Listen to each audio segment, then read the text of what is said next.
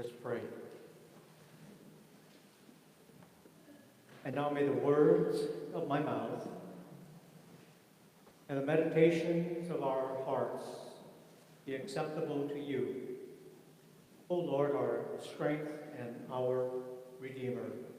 Amen. It seems too much of a coincidence that today's gospel reading in the lectionary is the ideal lesson for Stewardship Commitment Sunday, which is a week away. The famous story of the widow's mite, arriving at this time of year, is awkward, in that Jesus seems to be giving us an almost too convenient message to be like the poor widow who gives everything you have to the church. Even if you don't have much, even if it hurts, pledge. Or at least more tastefully, if this poor widow came up with something to give, surely you can too. The reading is so perfect and so well crafted that all the preacher needs to do is just get out of the way and let the story preach itself. At face value, it is a matchup which pits the strong against the weak, the rich against the poor, the powerful against the oppressed. And the way Mark crafts this story, you can tell who is condemned and who is favored. So we all want to identify with the poor widow.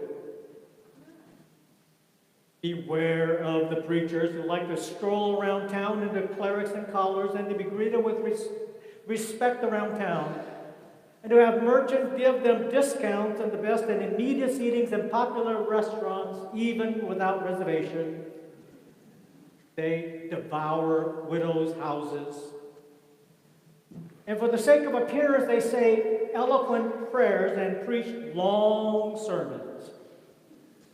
And they will receive the greater condemnation. And on Stewardship Commitment Sunday, November the 18th, 2018, Jesus watched what people put in the offering plate and studied the pledge cards that were collected. Many rich people wrote out fat checks and made big pledges. A poor widow put in a few coins. Jesus called a session meeting and said to all the elders, "Truly, I tell you, this poor widow has put in more than anyone else. For all of them have contributed out of their abundance, but she, out of her poverty, has put in everything she had, all she had to live on." That's the sermon. Remember that message when you fill out your pledge card next Sunday. So goes the common misunderstanding of this passage, which makes sense only if you take it at face value.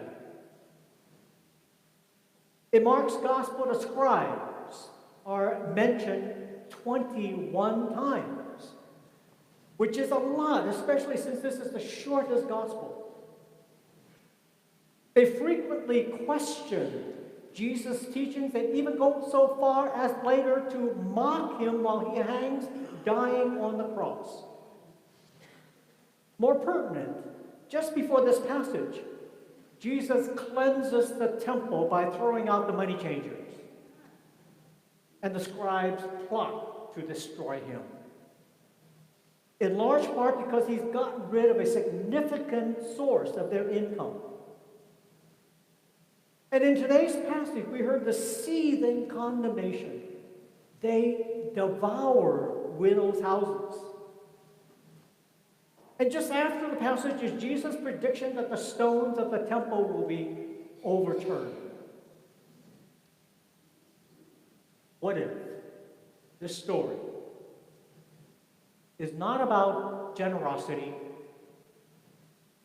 but about exploitation? What if this story is more about Jesus condemning the temple economy that demands that even those who have nothing give everything, and not about praising the widow for giving all she had to the temple? Think about how we treat widows in our day. When we think about cash bail, payday loans, court fines that keep escalating, refugees and migrants paying smugglers as they flee for their lives, making this a stewardship text about sacrificial giving gets too many of us off the hook for holding institutions, church or otherwise, accountable for systemic oppression of the already marginalized. The widow should not be giving all she has to the temple treasury. The scribes of the temple should be giving from the temple to care for the widow. So I don't believe Jesus is romanticizing and idealizing the poor. A life of poverty is what all of us want to avoid, not aspire to.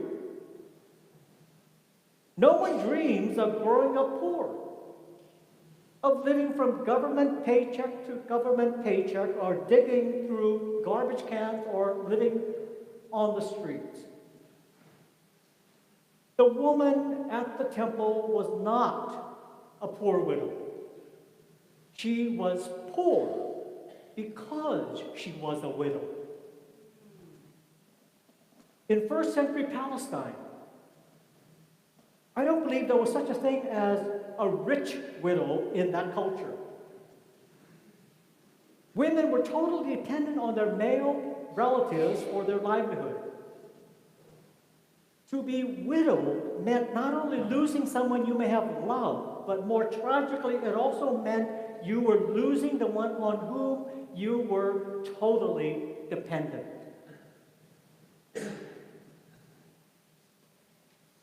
So Mark tells the story to honor and pay tribute to the poor widow.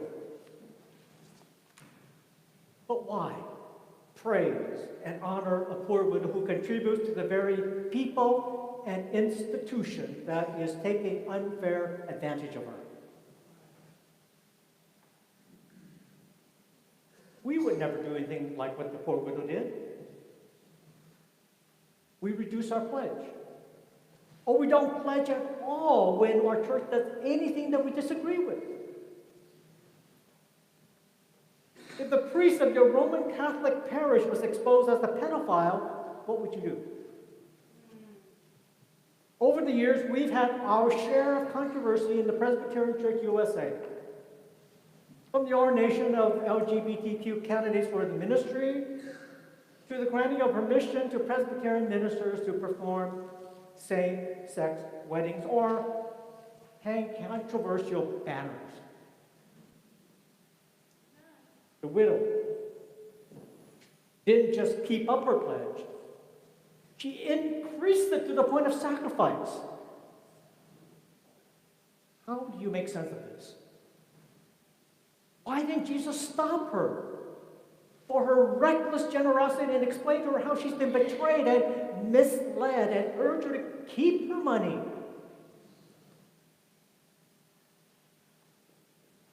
Jesus praised the widow because she chose to execute what little power she had. And Jesus didn't want to take away any of this woman's power. Next to the powerful scribe, she was a nobody, but she gave of herself. The poor widow gave all she had, not because what she gave would make much of a difference in the $3 million annual temple budget. She gave for herself. It's like casting your single solitary ballot on Tuesday, even when it seems so little, in the face of the millions of dollars spent on political advertising, but you voted for your own sake. a young woman slipped and fell, breaking her neck on a climbing expedition. It left her without the use of her arms and legs, but she never gave up hope that she would someday walk again. She sought out specialists. She tried all kinds of treatments. She prayed. She hoped for a miracle cure. And then finally one day she came to a realization. And she said, I finally began to heal when I gave up hope. It was a case of her recognizing that her neck was broken, that she was paralyzed, and that she would never again regain the use of her arms and legs. Healing for her meant acknowledging that there was no hope of changing this situation. In the end, instead of hoping for a miracle cure, she learned to live a productive life as a quadriplegic.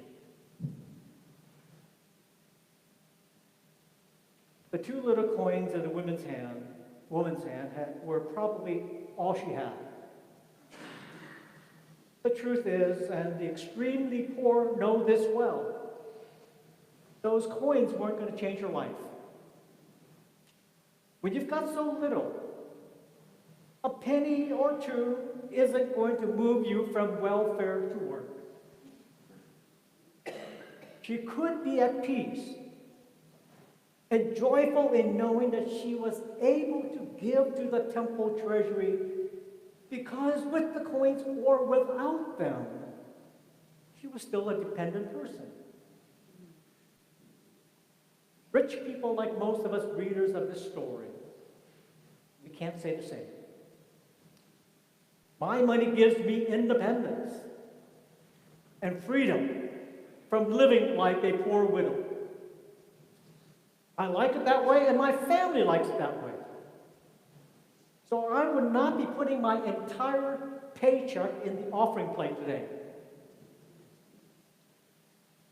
But I've witnessed bent-over elderly Chinese women in Chinatown living in SROs give generously to the homeless on Stockton Street. When you are that low on the economic scale, giving isn't the problem. Getting is. The widow was not dependent on her money or her status in life. She had none of these. She didn't have 2 feet to stand on. She didn't have bootstraps to pull up. She was totally dependent. This is what we are to be like before God. Dependent on nothing but the grace of God. The issue is not how much we have we are to be people without any resources except the riches of God's mercy. The issue is not how much we have in our investment portfolios, but what money is for us. Is it our heart, our security, our source of power, or is it a tool for our stewardship? Are we dependent on our money to give us all we want and what we need in life? Or are we dependent on God to make us rich? If you follow me, Jesus teaches us to walk in the way of the widow. Live lives that show in everything you do and say that you are dependent on God for all you are and all you have. The widow teaches us that in poverty we are not powerless.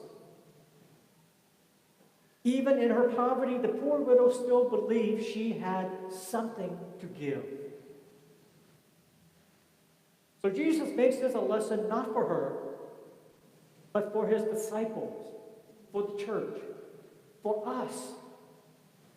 Beware of becoming like the scribes and taking advantage of people who trust you and who look to you for leadership. Honor the power that is possible in the small acts of even the poorest. Look around you, and you will see the elderly on fixed incomes, the homeless man sharing his blanket, the panhandler splitting the contents of her cup, people giving up their last coins, their midnight hours, their exhausted bit of energy in extraordinary acts of courage and generosity. So maybe today's story says something about stewardship after all. Not about writing checks or making a pledge, but about the true mission of the church. From today's story of the poor widow, may our mission be about improving lives, especially the poor. The poor widow was inspired to give, not to the scribe's latest fancy robes. She believed in the mission of God, and she was willing to support that mission. And when we give that level of support, there's no end to the history we can accomplish. Like those who during the Montgomery bus boycott withheld their bus fares and walked to work rather than support the evil system of segregation for one more minute. They brought a city to its knees and lit a spark that led to the end of legal racism in our country. Like the thousands in India who, led by Gandhi, marched to the sea to harvest salt in opposition to the unjust British taxation of the poor, ultimately resulting in the independence of a nation. When people put their resources together, even with insignificant financial things like bus fare or a handful of salt, they can change history. Seemingly insignificant people like you and I have the power to change the world. If we be aware of giving our resources to false leaders and empty causes, and instead give them to those causes which empower all of God's people to be free. Truly, I tell you, this poor widow has put in more than anyone else. For all of them have contributed out of their abundance, but she, out of her poverty, has put in everything she had to live on. She gave out of her dependence on and trust in God. And so you and I are called to give not out of our abundance, out of our entertainment, vacation budget.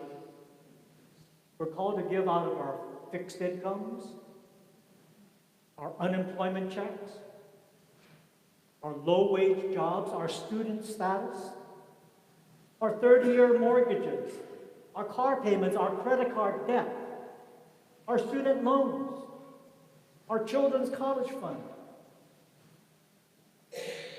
In the end, we give not because the church needs our money. We give for our sakes and for the sake of the good news of Jesus Christ. We pledge because in God we trust. Amen.